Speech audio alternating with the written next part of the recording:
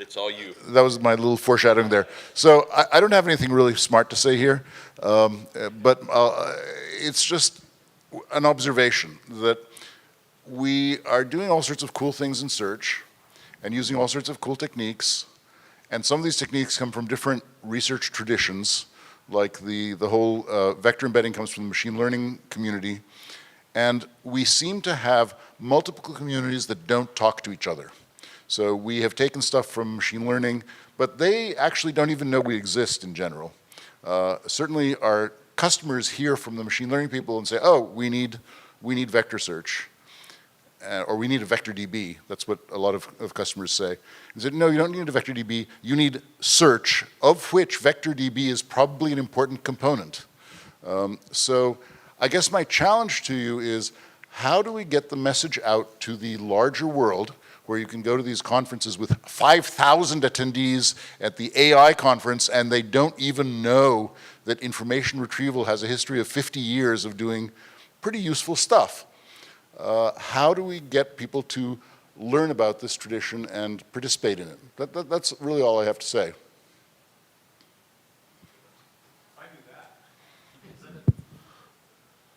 One answer. We just attended the AI Dev conference. Definitely submit CFPs for that next time. Okay. We'd love to promote you giving a talk exactly like that to the AI Dev crowd. It's a Linux Foundation event, so friends of friends, right? Do we have any other questions or statements on this? I saw hands back here. Thank you.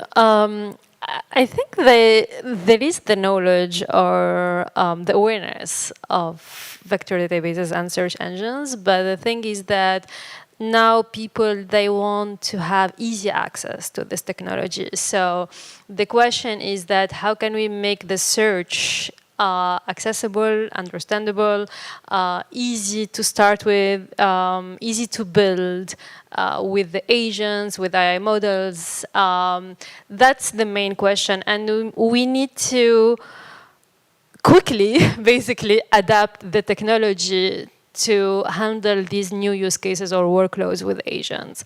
I think that's where the issue is, if I can call it like, or the challenge, basically. So, but they are definitely aware of search engines.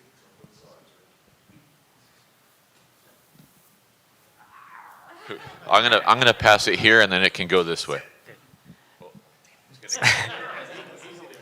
I think one point could be like evaluation, right? So if evaluation becomes prominent, then you will realize whether a technique that you're using is working or not.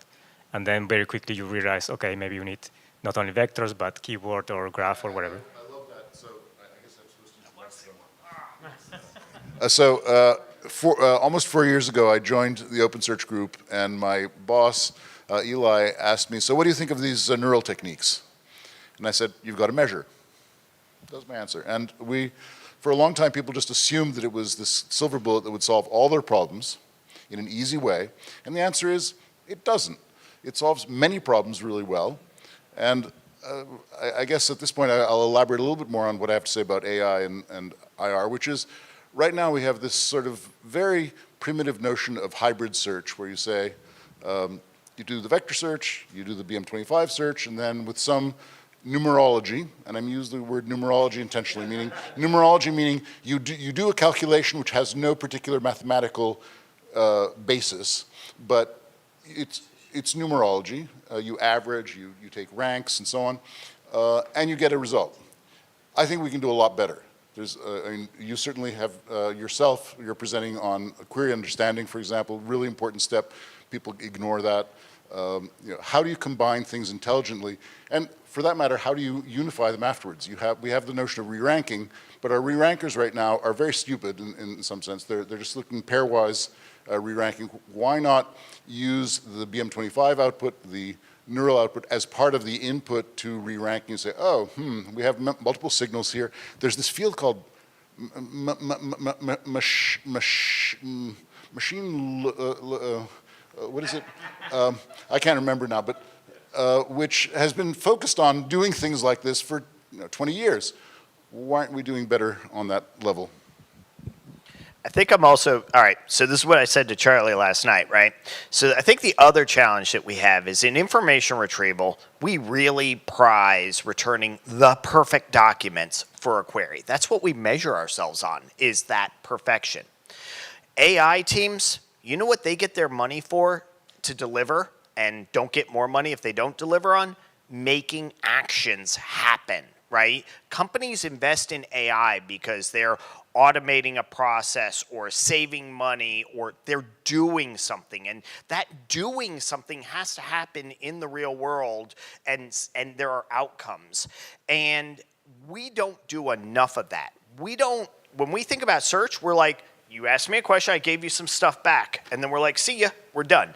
We don't think enough about, well, did that affect the business's goals? Did that affect the reason for this application? We just kind of abdicate that responsibility out there. And so we don't have a lot to offer the AI teams who are like, I need to measure actions. I need to know that we started here, we went here, we went here. I want to know that my algorithm is doing these things. And we give up a lot of that. And that's why AI teams are like, you're over there. I have to do all the work. We don't give them enough value. Oh, do I get to select my next tormentor? No. Hey, Kevin. Hey, Stavros. Thanks for talking about this. I think the essence of this talk was really about the evolution of AI and search. How are these two going to come together? So thinking about it a little bit more forward thinking, where do we see it evolving? And we've always been so focused on lexical, keyword, text-based use cases. And there's a whole enormous trove of information that is remaining to be unlocked, which is multimodal. It is video, it is image, it is audio. And these are situations that are going to become much more prominent use cases, as I believe that we're going to see the evolution of physical AI, and that being, whether it's the Tesla bot or, the Unitree robotics over in China. These robots are going to need to be able to see, identify, and catalog things so as that they can actually reason based off of that recognized knowledge. Exactly. So I think that it's kind of an inevitable evolution that search has to go multimodal, and AI is going to be the technology to unlock that. So we had a big vote for Skynet here. So Eric, you brought up something that's kind of dear to my heart here, whereas you made the statement, we work too hard, or something about we want our search engines to return perfect results, but like the ultimate goal, like an e-commerce site, you don't have to have perfect results. You have to have results that get people to buy stuff. And that's what the ultimate goal is. You're not finding results to match a perfect result. And it reminds me of the video transmission and video codec kinds of transcoding and whatnot. People would set up video multiple bitrate streams, and the customers would ask, all right, how many bitrate, what's the bitrate of my video? What's the best one? Give me the best one. Well, the best one is the one that your customers are satisfied with. If it's, a mobile view, but your customers are watching and not complaining, that's what the best one is. And you're spot on, because we don't have to return the perfect result. We have to return one that satisfies the customer. And that's really the golden answer for that. So you're spot on. And I think your comment, I forgot your name, about multimodal search, we're going to have to combine all of these different search technologies to make the results meaningful, not perfect. I think our time is up, right? Time's up? Yeah. I'm glad I asked such a vague